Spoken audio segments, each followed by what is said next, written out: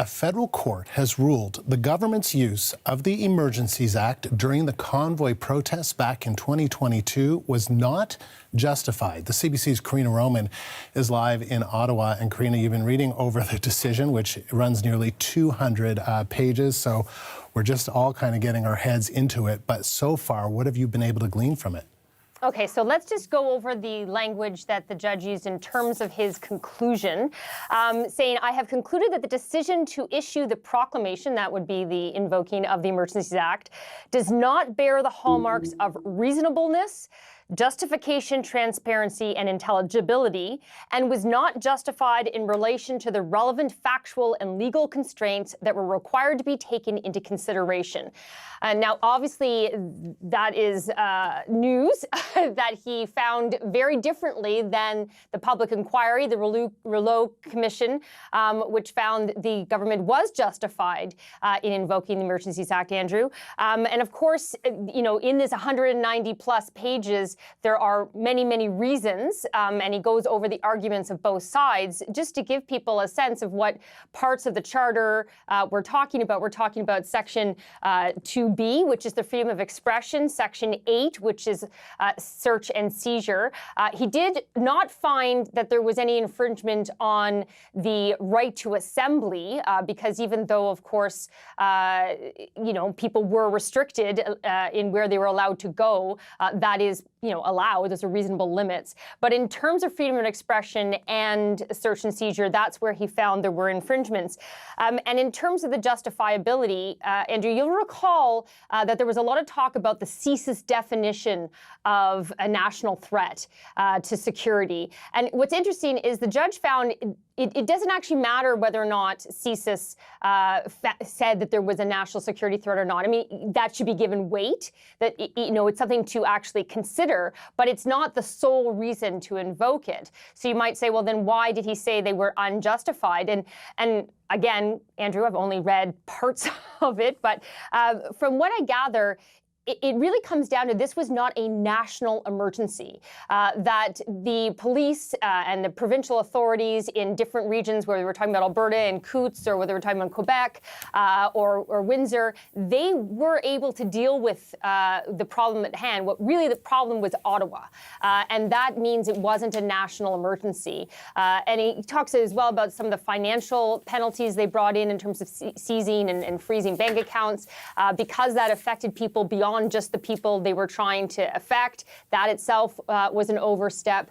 But he does say that the cabinet had the right and the power to invoke in terms of that is within their power, but they did not have the justification. It was an unreasonable move based on all the evidence before him. That's really interesting, Karina, that the cabinet had the right to do this, but that this was an unreasonable invocation of the Emergencies Act. We should mention that our Kate McKenna, our colleague, says that the Canadian Civil Liberties Association is going to be putting out a statement in the next few minutes, and they're one of the groups that brought this forward to a federal court. So can you give us that context?